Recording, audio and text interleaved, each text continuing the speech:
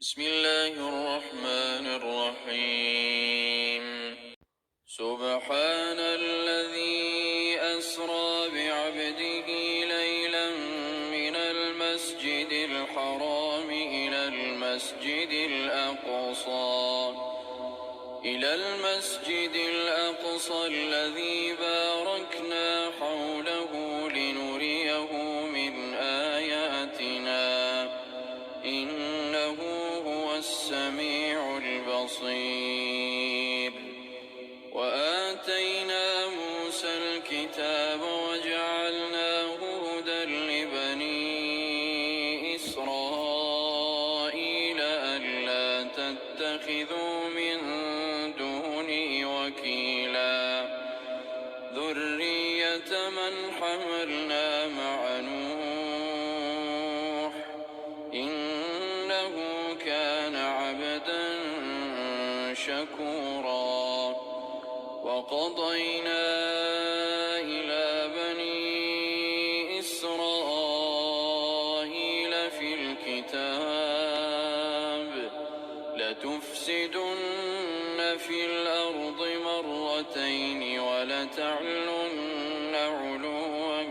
كبيرا. فإذا جاء وعد أولاهما بعثنا عليكم عبادا لنا أولي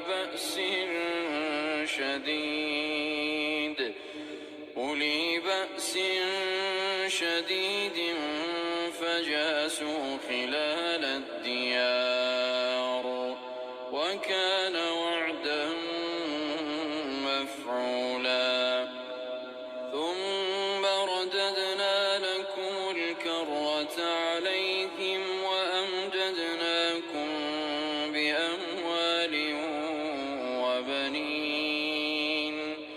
وجعلناكم أكثر نفيرا.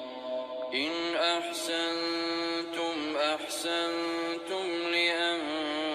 لأنفسكم وإن أسأتم فلها.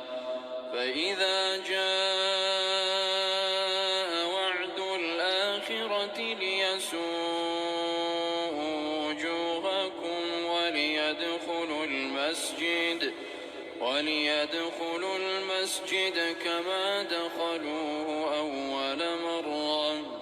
وليتبروا ما علوا تتبيرا. عسى ربكم أن يرحمكم وإن عدتم عدنا وجعلنا جهنم للكافرين حصيرا. إن هذا القرآن يهدي للتي هي أقوم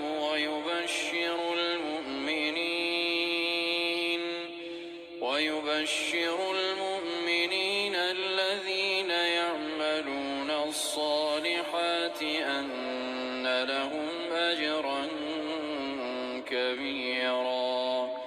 وأن الذين لا يؤمنون بالآخرة أعتدنا لهم عذابا أليما.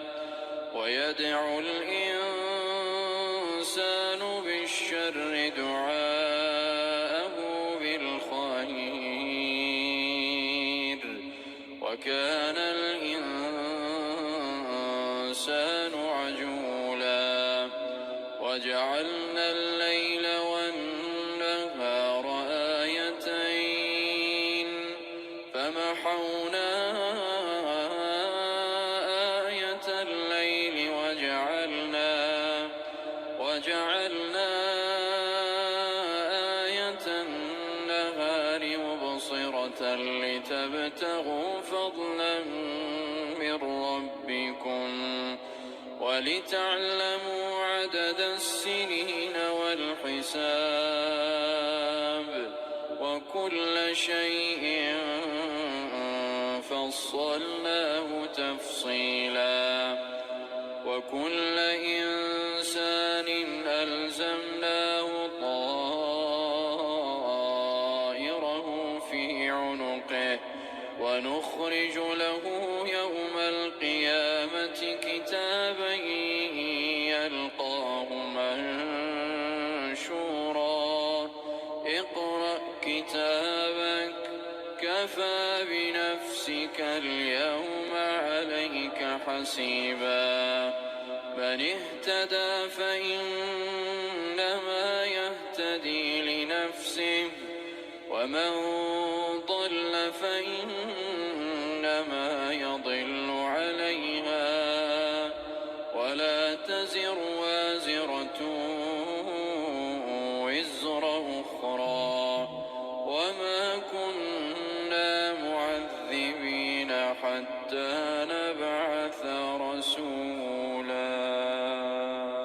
وإذا أردنا أن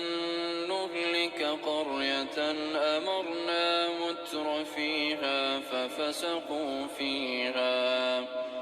فحق عليه القول فدمرناها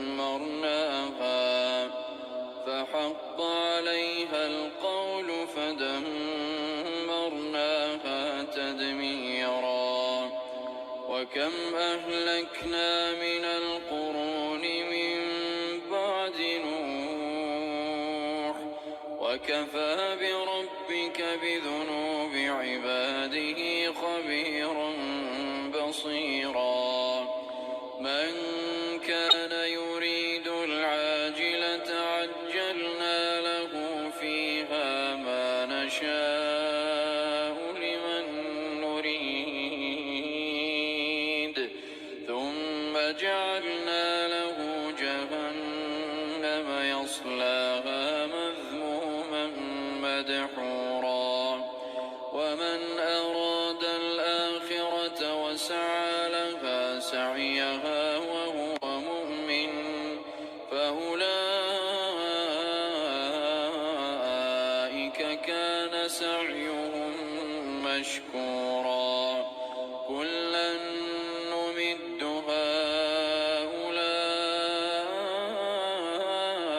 هؤلاء وهؤلاء من عطاء ربك وما كان عطاء ربك محظورا انظر كيف فضلنا بعضهم على بعض وللآخرة أكبر درجات وأكبر تفضيلا لا تجعل مع الله إلها آخر فتقعد مذموما مخذولا وقضى ربك ألا تعبدوا إلا إياه وبالوالدين إحسانا إما يبلغن عندك الكبر أحدهما أو كلاهما فلا تقل لهما أف ولا تنهرهما وقل لهما قولا كريما واخفض لهما جناح الذل من الرحمة وقل رب ارحمهما كما ربياني صغيرا ربكم أعلم بما في نفوسكم إن تكونوا صالحين فإنه كان للأوابين غفورا وآت ذا القربى حقه والمسكين وابن السبيل ولا تبذر تبذيرا إن المبذرين كانوا إخوان الشياطين وكان الشيطان لربه كفورا وإما تعرضن عنهم ابتغاء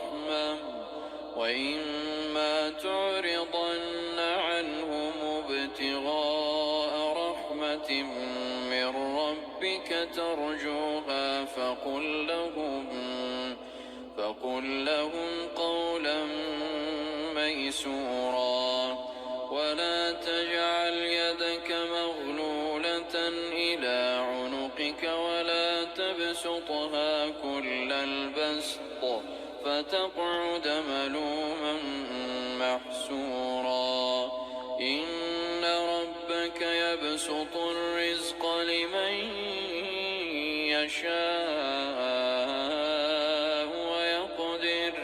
إنه كان بعباده خبيرا بصيرا ولا تقتلوا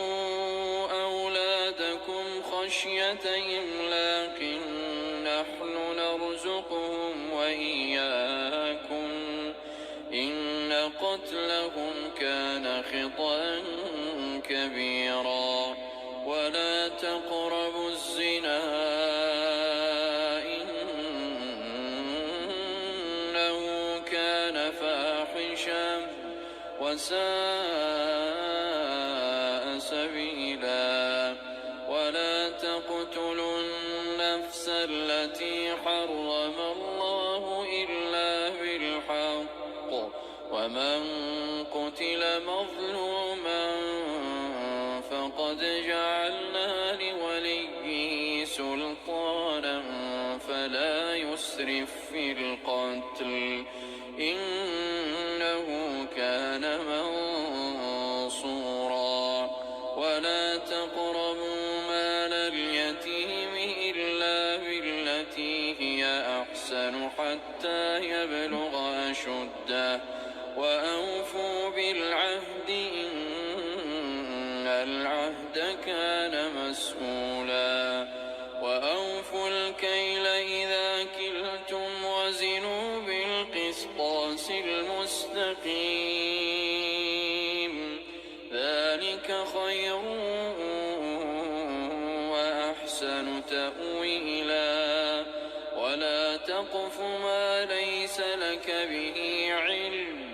إن السمع والبصر والفؤاد كل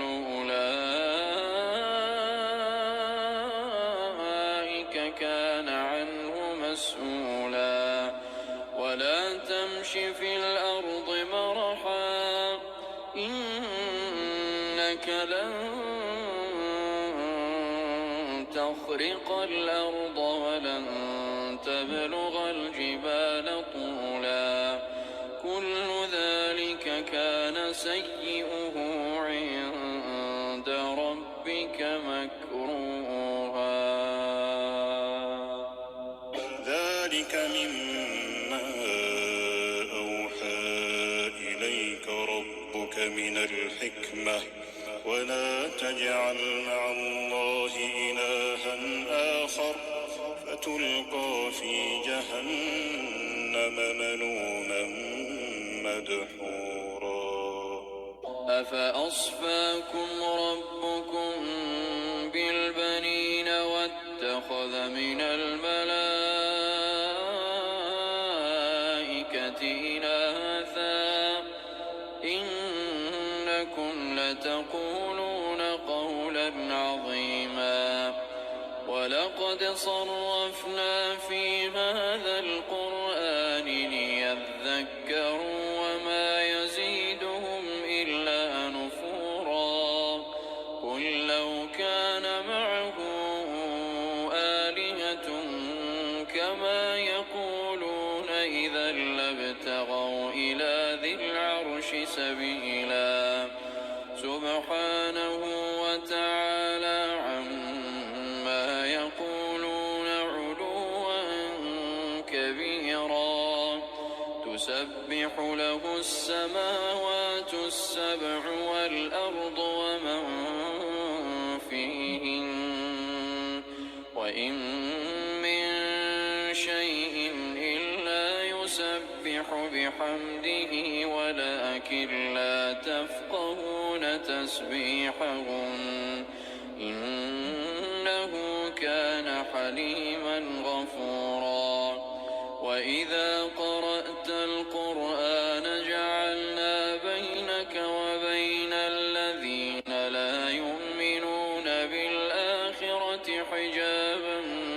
مستورا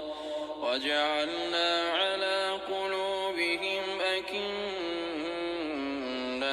أن يفقهوه وفي آذانهم وقرا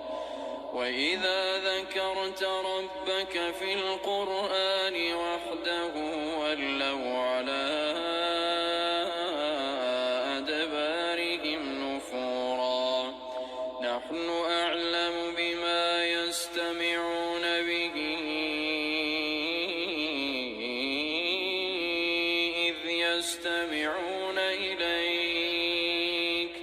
إذ يستمعون إليك وإذ هم نجوى إذ يقول الظالمون إن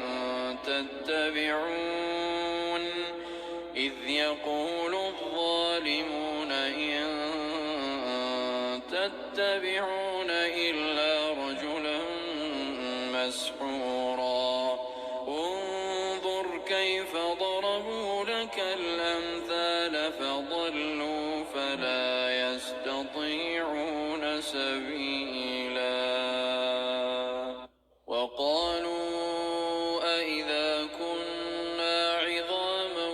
ورفاتا أإنا لمبعوثون خلقا جديدا قل كونوا حجارة أو حديدا أو خلقا مما يكبر في صدوركم فسيقولون من يعيدنا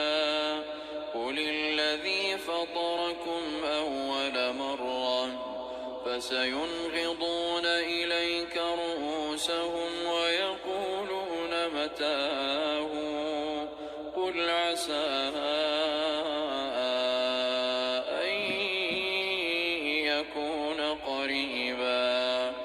يوم يدعوكم فتستجيبون بحمده وتظنون إن لبثتم إلا قليلا وقل لعبادي يقولوا التي هي أحسن إن الشيطان ينزغ بينهم إن الشيطان كان للإنسان عدوا مبينا ربكم أعلم بكم إن يشأ يرحمكم أو إن يشأ يعذبكم وما أرسلناك عليهم وكيلا وربك أعلم بمن في السماوات والأرض ولقد فضلنا بعض النبيين على بعض وآتينا داود زبورا قل ادعوا الذين زعمتم من دونه فلا يملكون كشف الضر عنكم ولا تحويلا أولئك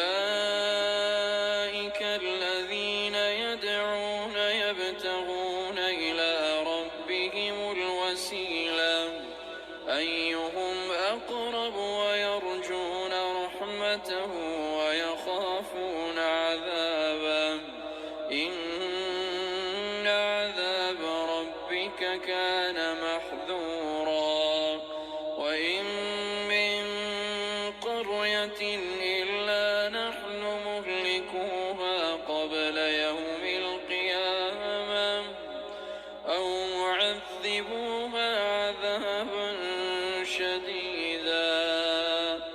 كان ذلك في الكتاب مسطورا وما منعنا أن نرسل بالآيات إلا أن كذب بها الأولون وآتينا ثمود الناقة مبصرة فظلموا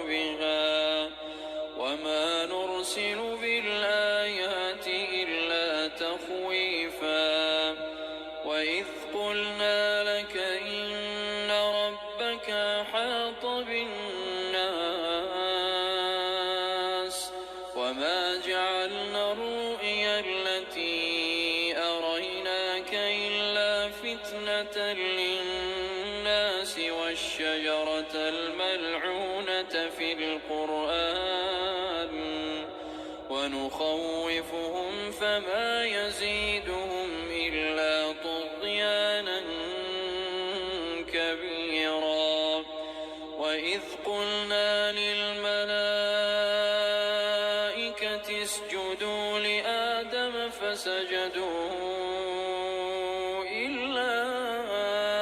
إبليس قال أأسجد لمن خلقت طينا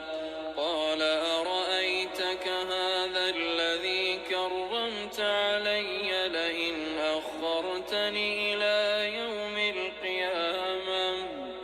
لئن أخرتني إلى يوم القيامة لأحتنكن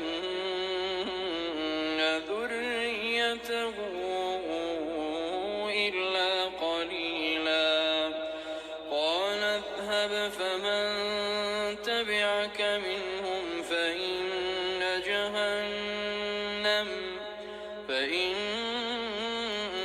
جهنم جزاؤكم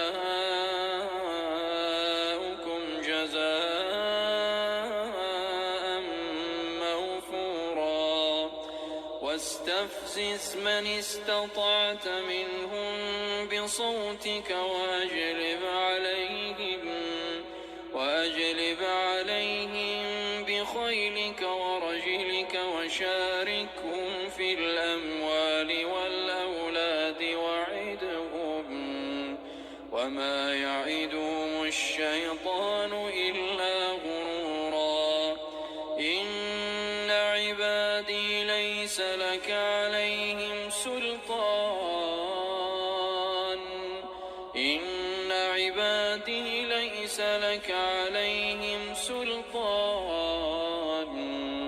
وكفى بربك وكيلا ربكم الذي يزجي لكم الفلك في البحر لتبتغوا من فضله إنه كان بكم رحيما وإذا مسكم الضر في البحر ضل من تدعون إلا إياه فلما نجاكم إلى البر أعرضتم وكان الإنسان كفورا أفأمنتم أن يخسف بكم جانب البر أو يرسل عليكم حاصبا ثم لا تجدوا لكم وكيلا أم أمنتم أن يعيدكم فيه تارة أخرى فيرسل عليكم قاصفا من الريح فيغرقكم بما كفرتم ثم لا تجدوا لكم علينا به تبيعا ولقد كرمنا بني آدم وحملناهم في البر والبحر ورزقناهم من الطيبات وفضلناهم على كثير ممن خلقنا تفضيلا يوم ندعو كل أناس بإمامهم فمن أوتي كتابه بيمينه فأولئك يقرؤون كتابهم ولا يظلمون فتيلا ومن كان في هذه أعمى فهو في الآخرة أعمى وأضل سبيلا وإن كادوا ليفتنونك عن الذي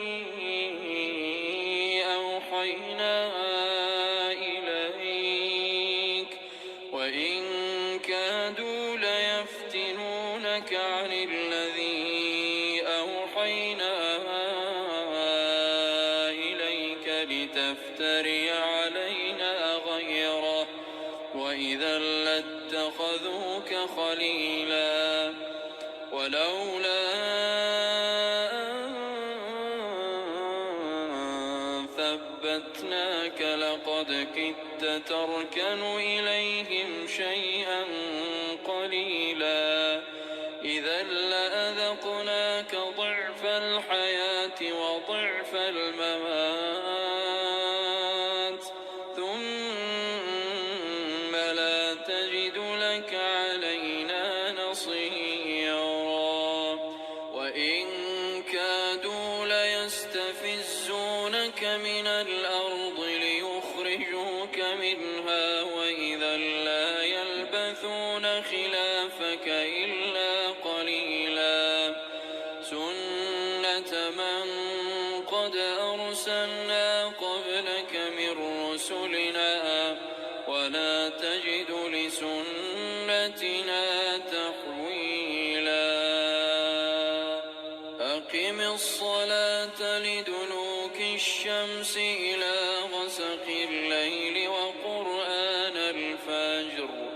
إن قرآن الفجر كان مشهودا ومن الليل فتهجد به نافلة لك عسى أن يبعثك ربك مقاما محمودا وقل رب أدخلني مدخل صدق وأخرجني مخرج صدق واجعل لي من لدنك سلطانا نصيرا وقل جاء الحق وزهق الباطل إن الباطل كان زهوقا وننزل من القرآن ما هو شفاء ورحمة للمؤمنين ولا يزيد الظالمين إلا خسارا وإذا أنعمنا على الإنسان أعرض ونأى بجانبه وإذا مسه الشر كان يئوسا قل كل يعمل على شاكلته فربكم أعلم بمن هو أهدى سبيلا ويسألونك عن الروح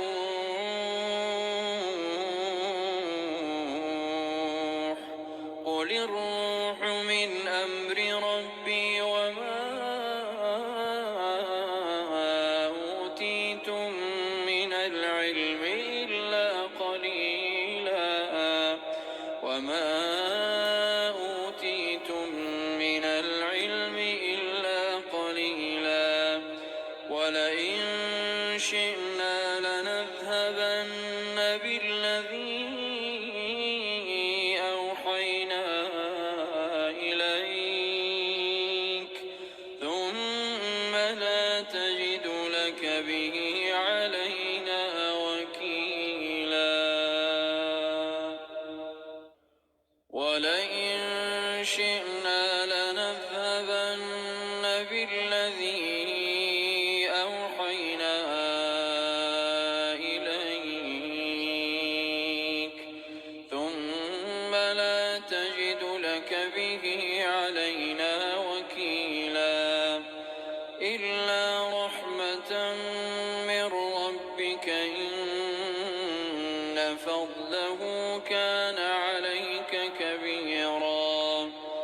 قل لئن اجتمعت الإنس والجن على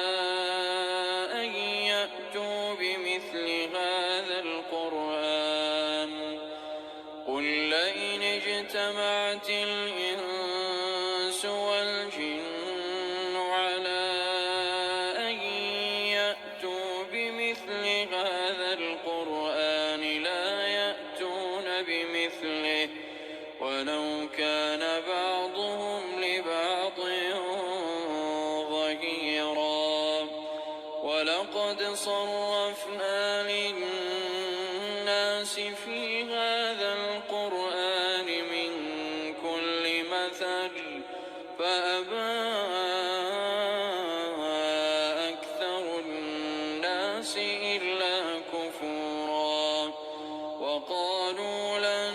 نؤمن لك حتى تفجر لنا من الأرض ينبوعا أو تكون لك جنة من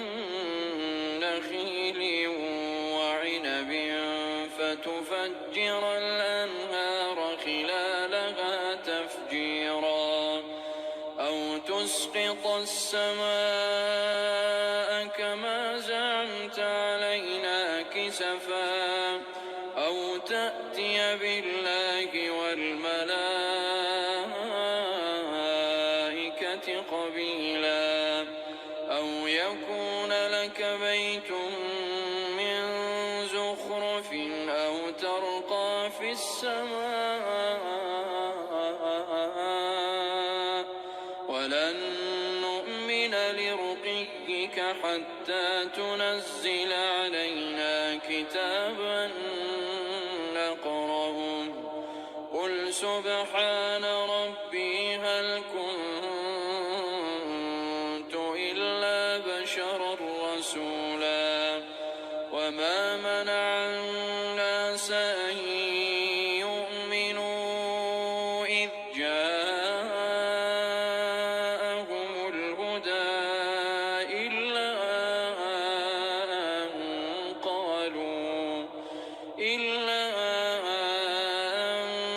قالوا أبعث الله بشرا رسولا قل لو كان في الأرض ملائكة يمشون مطمئنين لنزلنا عليهم من السماء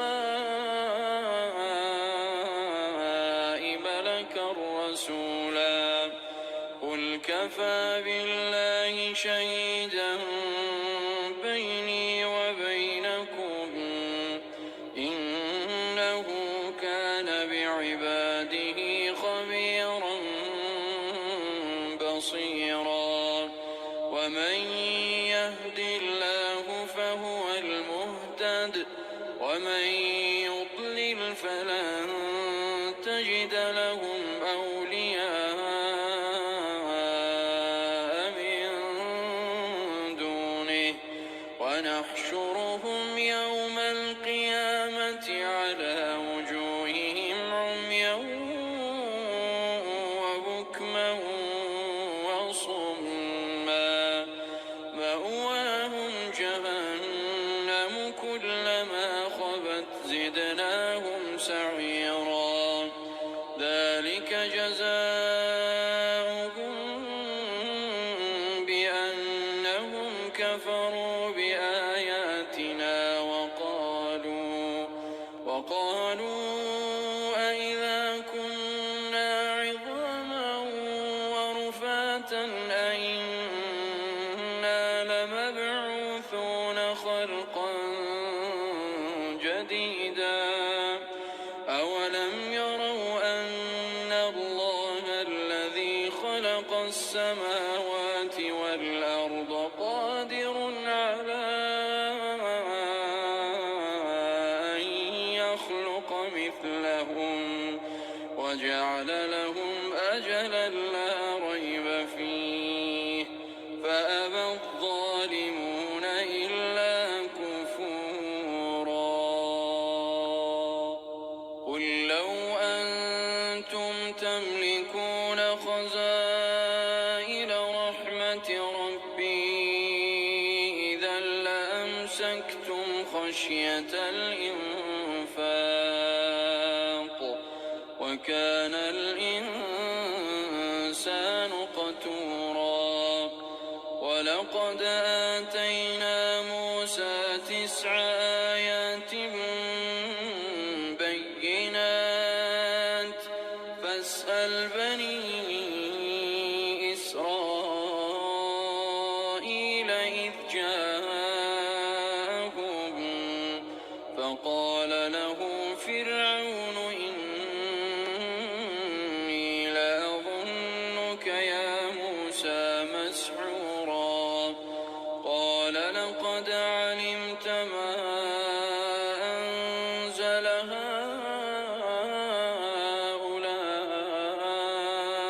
إلا رب السماوات والأرض بصائر وإني لأظنك يا فرعون مثبورا فأراد أن يستفزهم من الأرض فأغرقناه ومن معه جميعا وقلنا من بعده لبني إسرائيل اسكنوا الأرض فإذا جاء وعد الآخرة جئنا بكم لفيفا وبالحق أنزلناه وبالحق نزل وما أرسلناك إلا مبشرا ونذيرا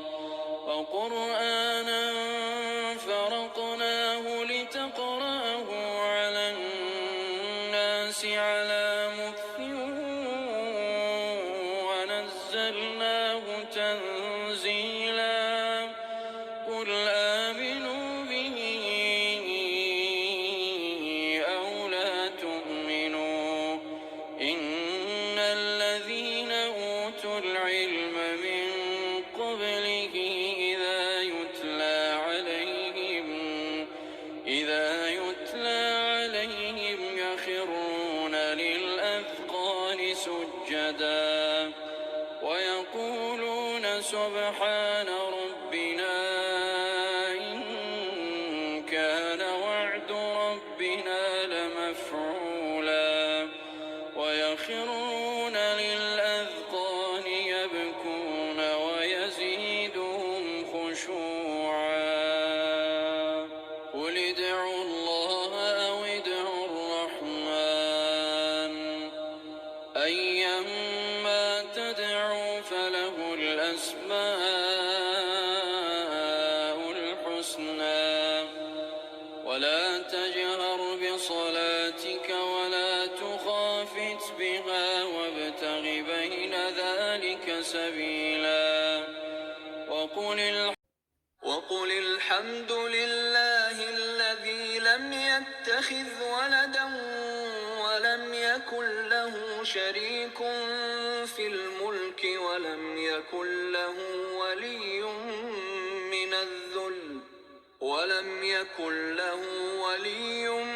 من الذل وكبره تكبيرا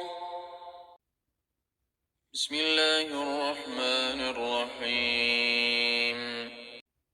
الحمد لله الذي أنزل على عبده الكتاب ولم يجعل له عوجا قيما لينذر بأسا شديدا من لدنه ويبشر المؤمنين الذين يعملون الصالحات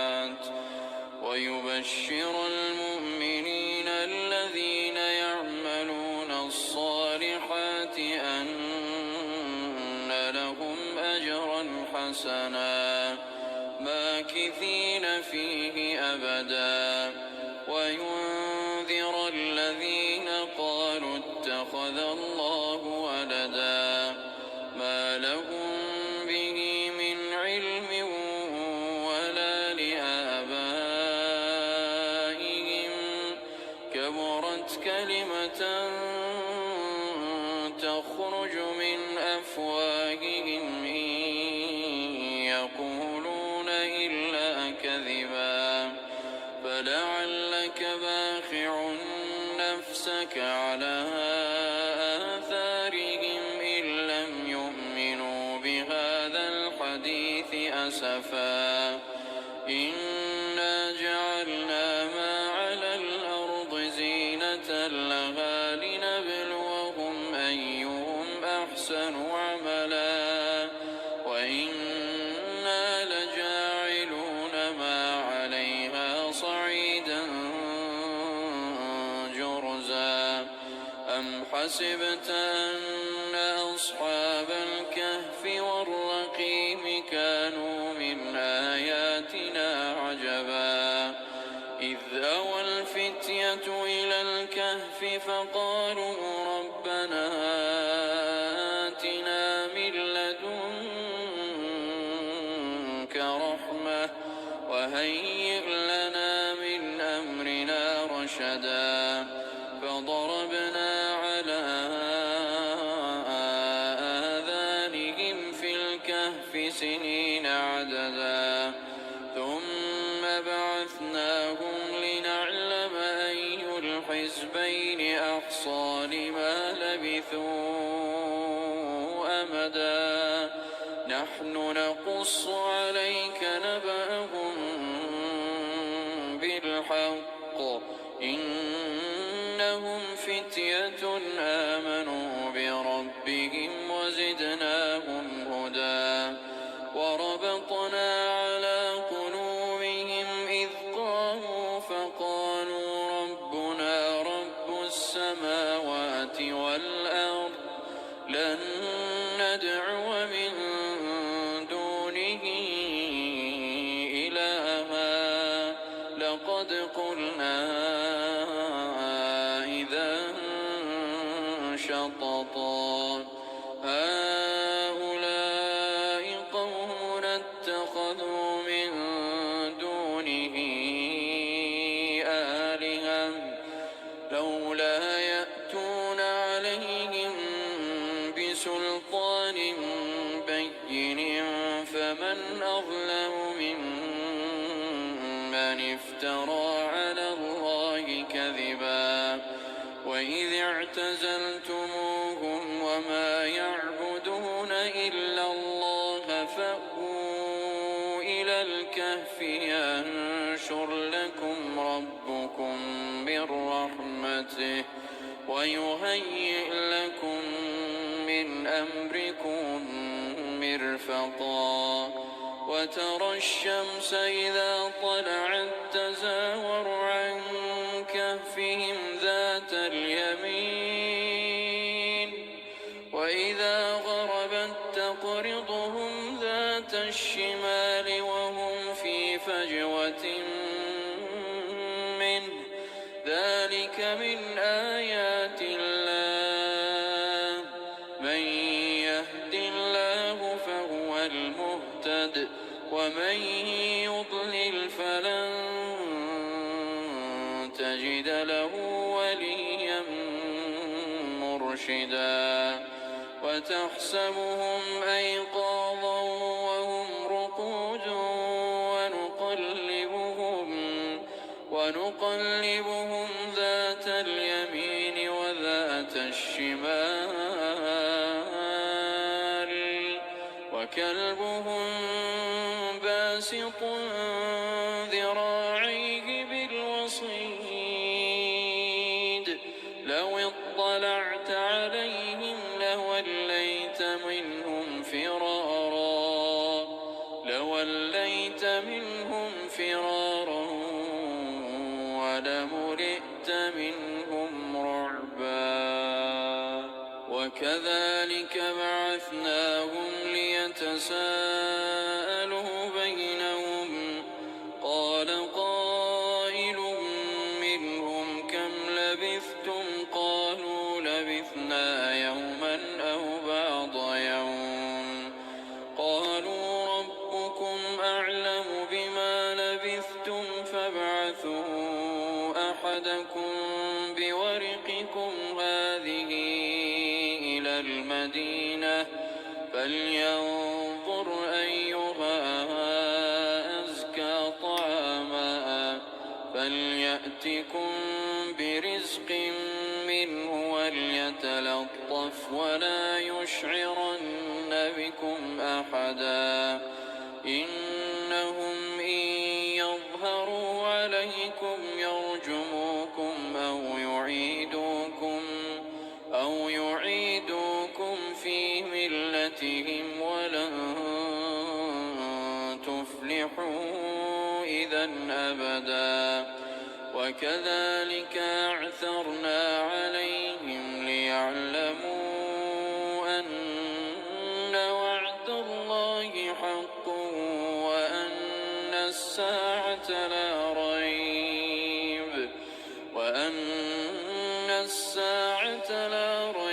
فيها إذ يتنازعون بينهم أمرهم فقالوا ابنوا عليهم بنيانا ربهم أعلم بهم قال الذين غلبوا على أمرهم لنتخذن عليهم مسجدا سيقولون ثلاثة رابعهم كلبهم ويقولون خمسة سادسهم كلبهم رجما بالغيب ويقولون سبعة وثامنهم كلبهم قل ربي أعلم بعدتهم ما يعلمهم إلا قليل فلا تمار فيهم إلا مراء ظاهرا ولا تستفت فيهم منهم أحدا ولا تقولن لشيء إني فاعل ذلك غدا إلا أن يشاء الله واذكر ربك إذا نسيت وقل عسى أن يهديني ربي لأقرب من هذا رشدا ولبثوا في كهفهم 300 سنين وازدادوا 9 قل الله أعلم بما لبثوا له غيب السماوات والأرض أبصر به وأسمع ما لهم من دونه من ولي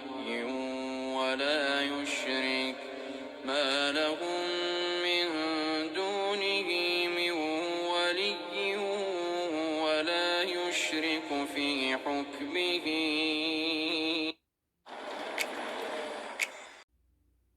قل الله أعلم بما لبثوا له غيب السماوات والأرض أبصر به وأسمع ما لهم من دونه من ولي ولا يشرك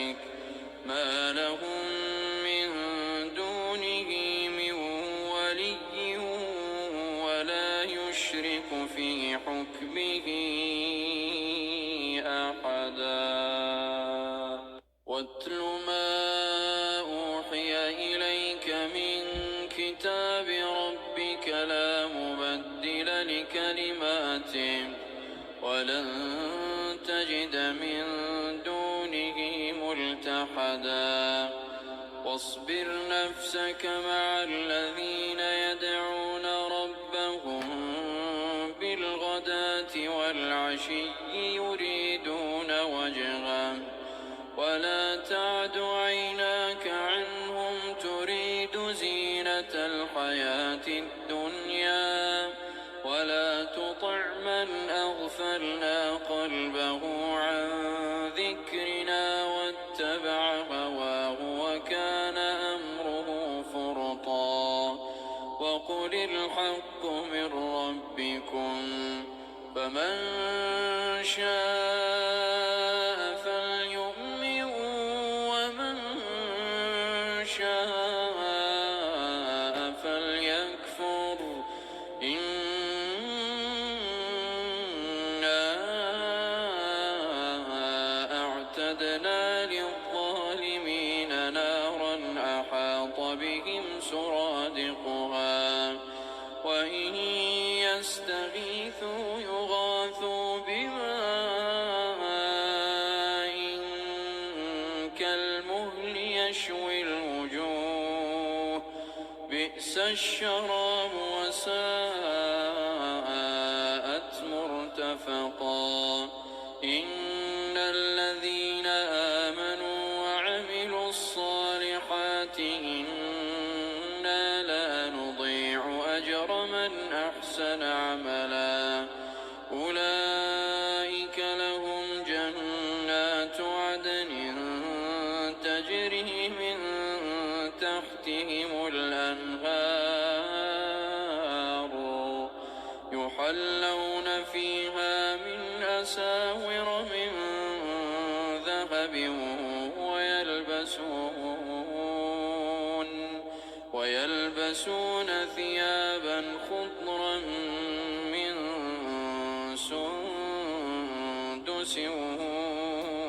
واستبرق متكئين فيها على الأرائك نعم الثواب وحسنت مرتفقا واضرب لهم مثل الرجلين جعلنا لأحدهما جنتين من أعناب وحففناهما بنخل وجعلنا بينهما زرعا كلتا الجنتين آتت أكلها ولم تظلم منه شيئا وفجرنا خلالهما نهرا وكان له ثمر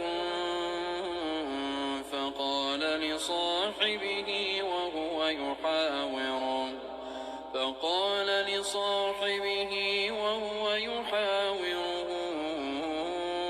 أنا أكثر منك مالا وأعز نفرا ودخل جنته وهو ظالم لنفسه قال ما أظن أن تبيد هذه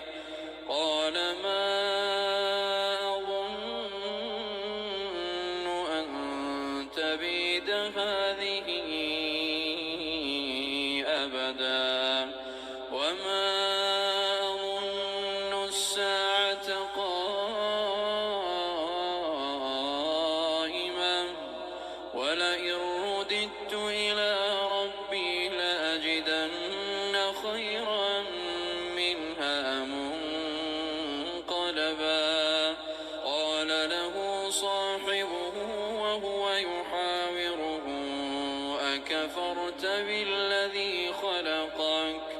أكفرت بالذي خلقك من تراب ثم من نطفة ثم سواك رجلا لكن هو الله ربي ولا أشرك بربي أحدا ولولا إذ دخلت جنتك قلت ما شاء الله لا قوة إلا بالله إن ترني أنا أقل منك مالا وولدا فعسى ربي أن يؤتيني خيرا من جنتك ويرسل عليها حسبانا من السماء فتصبح صعيدا زلقا أو يصبح ماؤها غورا فلن تستطيع له طلبا وأحيط بثمره فأصبح يقلب كفيه على ما أنفق وهي خاوية على عروشها ويقول يا ليتني لم أشرك بربي أحدا ولم تكن له فئة ينصرونه من دون الله وما كان منتصرا هنالك الولاية لله الحق هو خير ثوابا وخير عقبا واضرب لهم مثل الحياة الدنيا كماء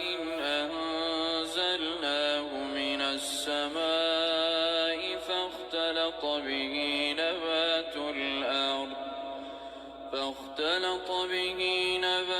الأرض فأصبح هشيما تذروه الرياح وكان الله على كل شيء مقتدرا المال والبنون زينة الحياة الدنيا والباقيات الصالحات خير عند ربك ثوابا وخير أملا ويوم نسير الجبال وترى الأرض بارزة وحشرناهم فلم نغادر منهم أحدا وعرضوا على ربك صفا لقد جئتمونا كما خلقناكم أول مرة بل زعمتم أن لن نجعل لكم موعدا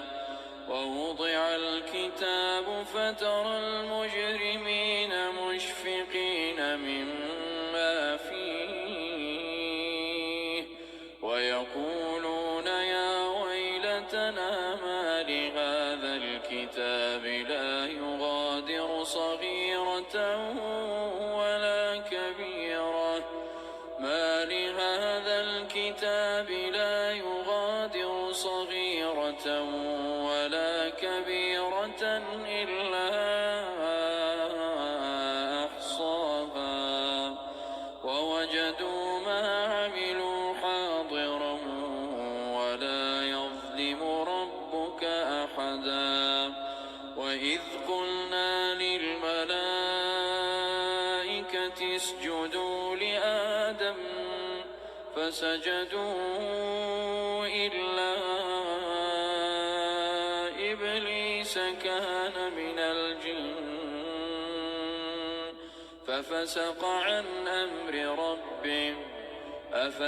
أفتتخذونه وذريته أولياء من دوني وهم لكم عدو بئس للظالمين بدلا ما أشهدتهم خلق السماوات والأرض ولا خلق أنفسهم وما كنت متخذ المضلين عضدا ويوم يقول نادوا شركائي الذين فدعوهم فلم يستجيبوا لهم وجعلنا بينهم موبقا ورأى المجرمون النار فظنوا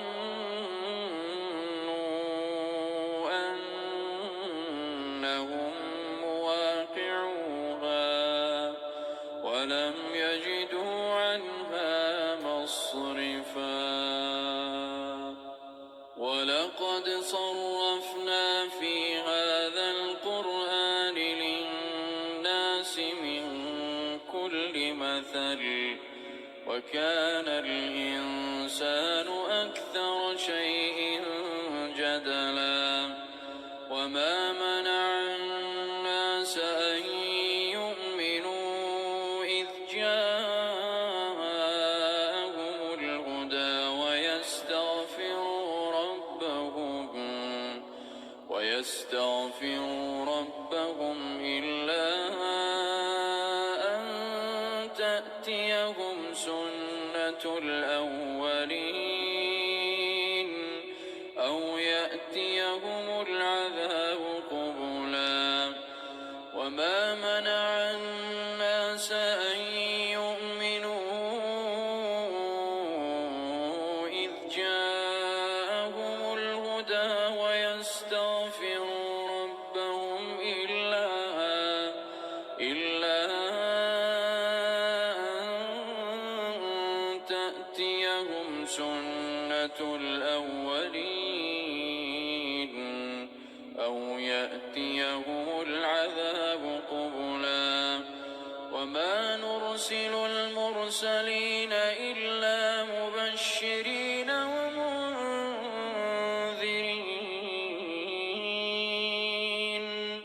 ويجادل الذين كفروا بالباطل ليدحضوا به الحق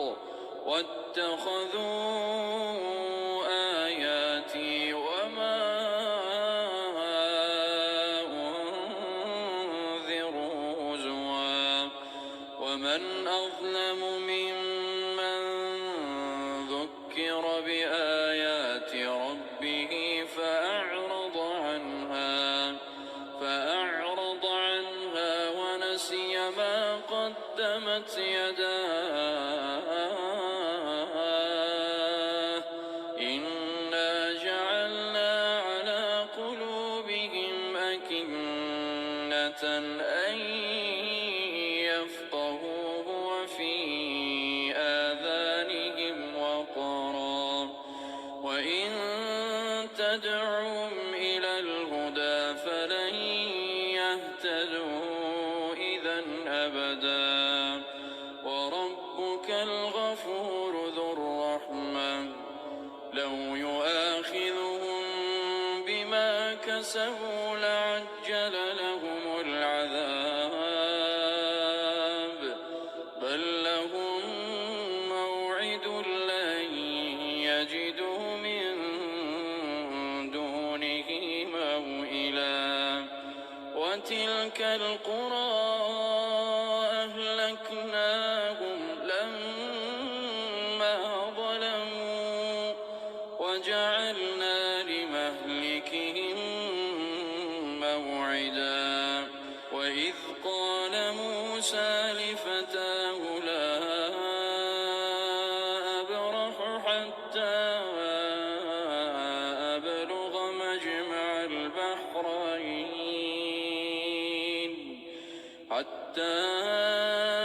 أبلغ مجمع البحرين أو أمضي حقبا فلما بلغا مجمع بينهما نسيا حوتهما فاتخذ سبيله في البحر سربا فلما جاوزا قال لفتاه آتنا غداءنا لقد لقينا من سفرنا هذا نصبا قال أرأيت إذ أوينا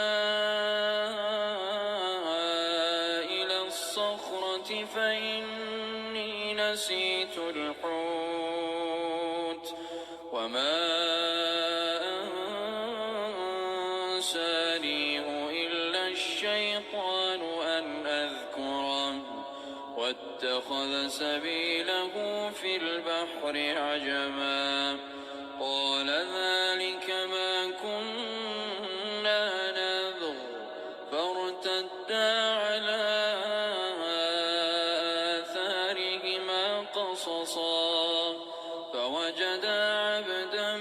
من عبادنا